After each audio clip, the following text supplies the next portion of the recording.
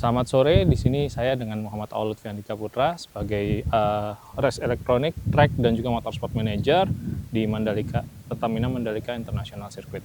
Sore ini kami dari tim Motorsport juga dan Track juga sedang melakukan persiapan untuk kejurnas balap mobil di Mandalika Festival of Speed setelah MotoGP 2025. Jadi yang seperti yang kita tahu, kita di MotoGP dan event-event track di roda 2 juga kejurnas roda 2 kita memakai setup roda 2 yang mana itu mengacu kepada homologasi FIM untuk MotoGP.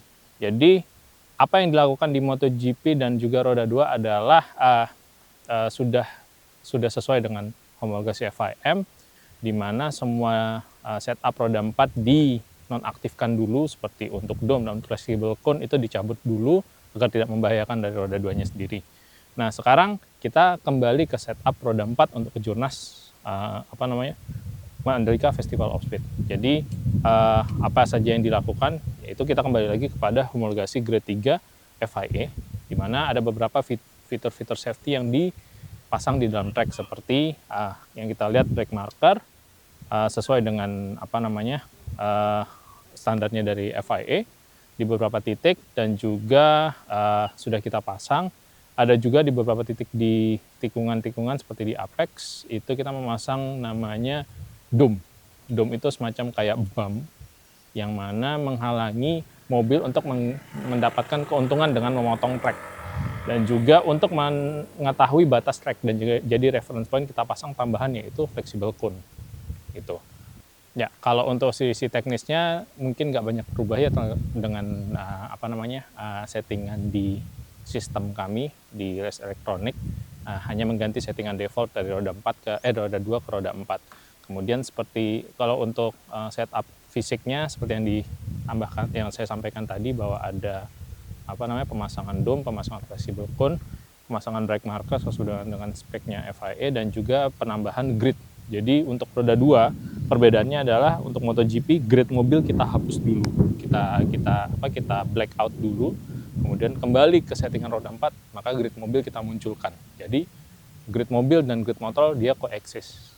Untuk kedepannya sampai di MotoGP tahun depan kita tinggal switching between roda 4 dan roda 2. Kalau untuk waktu tidak lama, jadi seperti sekarang yang kita ketahui, kita baru selesai dari track day roda 2 di hari ini, dan langsung dikerjakan oleh tim pemasangan dome, pemasangan brake marker, pemasangan flexible cone. Mungkin dan jika cuaca mendukung kita akan langsung melaksanakan pengecatan grid. Itu tidak memakan waktu lama, hanya beberapa jam saja. Jadi besok pagi kita sudah kembali ke setup FIA atau roda 4. Untuk challenge-nya sendiri memang tidak, karena kita sudah memiliki deteran fisik di gravel, yang mana kita sudah mengikuti rekomendasi bersama antara FIM dan FIA. Jadi untuk kerja beratnya atau misalkan yang big picture-nya kita sudah selesai. Jadi gravel sudah mengikuti standarnya FIA dan FIM rekomendasi. Kemudian untuk yang sisi teknis tidak terlalu banyak, jadi memang kita sudah siap sirkuit ini bisa difungsikan untuk untuk balap mobil dan balap motor, dan kembali ke balap mobil di waktu yang sangat-sangat singkat. Ya, untuk pemasangan brake marker sendiri ini cukup mudah ya. Jadi kita mengikuti standar dari FIA, bentuk dari brake marker itu seperti apa. Bahannya juga mengikuti. Jadi salah satu syaratnya adalah bahan tersebut tidak yang benar-benar keras. Jadi biasanya yang dipakai adalah styrofoam yang dilapisi dengan entah stiker vinil atau lainnya. Jadi tujuannya apa? Ketika ada impact, brake marker ini harus hancur, terburai.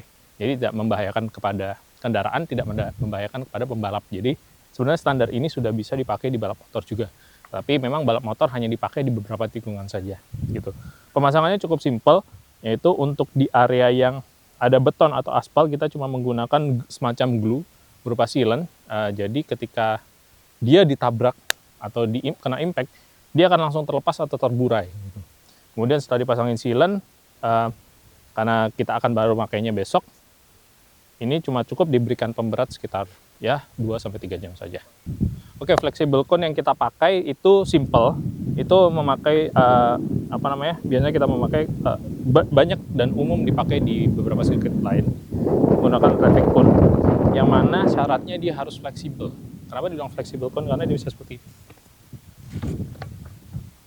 Ketika ditabrak oleh kendaraan balap, dia bisa kembali ke posisinya gitu. Dan pemasangannya cukup simpel karena kita sudah membuat fix positionnya. Tinggal dilepas dan pasang kembali. Oke. Kenapa mesti pakai flexible cone? Ini umum dipakai di beberapa sirkuit di dunia. Fungsinya adalah memberikan referensi secara visual kepada pembalap di mana batas mereka bisa mengambil tikungan dalam atau yang biasa disebut apex. Jadi dengan menambahkan flexible cone ini dan di sana pembalap bisa tahu titik optimal racing line itu di mana, tetapi tidak melanggar aturan dengan memotong terlalu dalam. Jadi ini sangat membantu dari sisi safety dan juga sisi racing line optimal gitu. Fleksibel untuk dome sendiri kita sesuai dengan apa yang kita ajukan di homologasi FIA, yang mana kita harus memiliki track limit deterrent di apex dan juga di exit. Di apex sendiri kita menggunakan apa yang kita sebut dengan dome berbahan rubber TPU rubber, dan dia keras tetapi masih ada redaman sedikit. Sedangkan kalau untuk exit seperti yang teman-teman tahu, kita sudah memiliki exit run off gravel, itu sesuai dengan rekomendasi bersama antara FIM dan FIA. Pemasangannya pun cukup mudah karena kita sudah meletakkan baut-bautnya sesuai dengan standarnya, dan ketika dilepas untuk standarnya motor itu baut-bautnya flush atau tidak ada tonjolan sama sekali. Ya, salah satu juga yang menjadi persyaratan di homologasi FIA yang menjadi standar kita untuk melaksanakan balap mobil adalah FIA grid. Jadi standar gridnya sama dengan yang dipakai di beberapa sirkuit di dunia. Grid umumnya mobil, lebarnya selebar mobil sekitar 2 meter. Kemudian ada kupingan atau sayap warna kuning yang menandakan bagian mobil itu apakah sudah masuk ke dalam grid atau tidak gitu. Jadi standarnya pun sama, menggunakan standar yang menggunakan cat terhomologasi FIM dan FIA yang kita pakai untuk pengecetan MotoGP dan GT World Challenge. Jadi itu semua sama. Kenapa mesti memakai standar cat yang sama? Karena cat tersebut sudah merupakan standar dari yang terstandarisasi oleh Federasi Balap Motor dan Balap Mobil dan memiliki grip yang bagus. Jadi walaupun dicat, gripnya tidak berkurang karena ada komponen penambah grip di dalamnya. Oke, untuk cat atau peralatan-peralatan yang lain kita memang sudah menyediakan di Mandalika. Jadi itu merupakan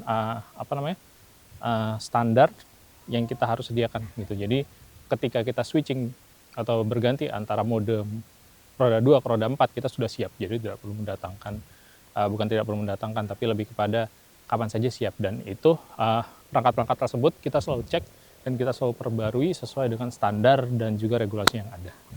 Untuk standarisasi terkait perangkat-perangkat ini kita memang sudah mengikuti standar yang ditentukan oleh Federasi Balap Mobil dan Balap Motor Internasional maupun nasional, yaitu dari IMI, dari FIM, dan dari juga FIA. Semuanya ada di website atau di guideline mereka masing-masing. Jadi berupa cat sudah ada di guideline-nya FIA dan FIM. Kemudian untuk barang-barang yang umum ada di di pasaran, itu kita mengikuti dari inspektornya. Jadi menurut inspektornya cukup dengan barang yang satu, ya sudah kita laksanakan dengan barang yang satu. Dan khusus untuk track limit deterrent, karena ini menyangkut safety di kecepatan tinggi, kita memang berkonsultasi sangat intens dengan FIA apa yang bisa dipakai. Jadi opsinya banyak, dari speed bump dan juga dome, tetapi akhirnya yang dipilih adalah dome karena lebih cocok untuk sirkuit yang memiliki dua homologasi antara FIA dan FIM. Jadi sangat-sangat mudah dipasang dan tidak membahayakan, dan juga tetap safety untuk di dua area berbeda. Begitu juga untuk penambahan gravel, itu juga sesuai dengan rekomendasi bersama antara FIM dan FIA. Jadi mereka sudah bersepakat tambahkan gravel dan juga run off-nya dikurangi. Jikapun ada perubahan, itu akan mengikuti regulasi atau rekomendasi dari mereka, dari dua otoritas tersebut. Untuk perbedaan utama dari sisi keamanan, roda 4 menuntut lebih banyak physical atau deterrent yang secara fisik berupa speed bump atau gravel. Jadi mereka mengurangi beban di steward dengan pemasangan sensor. Memang itu tergantung dari keputusan dari Federasi Balap Mobil. Tetapi bedanya di balap motor, apa yang dipasang di FIA atau di balap mobil harus juga safety untuk di balap motor, karena di balap motor itu mengandalkan faktor safety dari truk itu sendiri. Sedangkan di balap mobil faktor safety-nya menempel di kendaraannya. Jadi kalau di mobil driver masih dilindungi oleh faktor safety di mobilnya sendiri, sedangkan di motor harus mengandalkan safety dari tracknya, karena mereka hanya dilindungi oleh helm dan baju balap. Oke, untuk area run-off dan gravel trap sebenarnya tidak perlu disesuaikan lagi, karena memang kan apa yang ada sekarang saat ini memang sudah mengikuti rekomendasi dari FIM dan FIA. Jadi rutin kita hanya melakukan racking dan perataan agar gravelnya tetap gembur dan elevasinya tetap sama. Untuk yang event selanjutnya adalah Mandalika Festival of Speed yang akan dilaksanakan di akhir di minggu ketiga Oktober, yang mana finalnya nanti ada di bulan Desember. Itu adalah kejurnas, salah satunya adalah kejurnas balap mobil di Indonesia, ada ITCR 1200, 1500, kemudian nanti pertama kalinya lagi gabungan antara BMW M2 digabung dengan TCR, dan juga banyak kelas-kelas menarik lainnya seperti BRC Super Series dan Radical Time Attack, dan juga JDM Time Attack. Inspeksi untuk tiap balapan pasti selalu ada, dan itu akan dilaksanakan pre-inspection atau inspeksi pertama itu di hari Kamis sore oleh pihak-pihak berkewenangan, yaitu IMI jika kejurnas balapannya adalah kejuaraan nasional. Dicek dari kesiapan track, kebersihan track, dan juga fitur-fitur safety-nya. Kemudian tiap pagi akan dilakukan track inspection untuk melihat kesiapan marshal, kesiapan medis, dan semua perangkat yang ada di dalam track, termasuk dengan perangkat race elektronik dan juga LED panel dan bendera-bendera. Kita selalu melakukan perawatan rutin, jadi perawatan yang paling bagus dilakukan oleh track adalah dipakai terus. Jadi dengan track tiap hari dipakai, dan alhamdulillah tahun ini kita sudah hampir menjelang akhir tahun kita sudah mencatatkan hampir 40-48 week itu terpakai tracknya, yang mana berarti tiap hari terpakai, dan itu adalah perawatan track paling bagus. Kemudian perawatan untuk kebersihannya, tiap pagi kita melakukan FOD sweeper, atau kita membersihkan dengan Fotbos sweeper yang berupa, kalau kita sebutnya kayak karpet yang ditarik oleh mobil maintenance, itu untuk menyaring dan menangkap semua debris berupa rubber granule atau sisa-sisa rubber dari ban, juga kerikil-kerikil, juga debris-debris yang lain itu akan ditangkap dan juga akan dibersihkan. Jadi itu kenapa alasannya tiap balapan tracknya Mandalika selalu bersih dan optimal. Sip.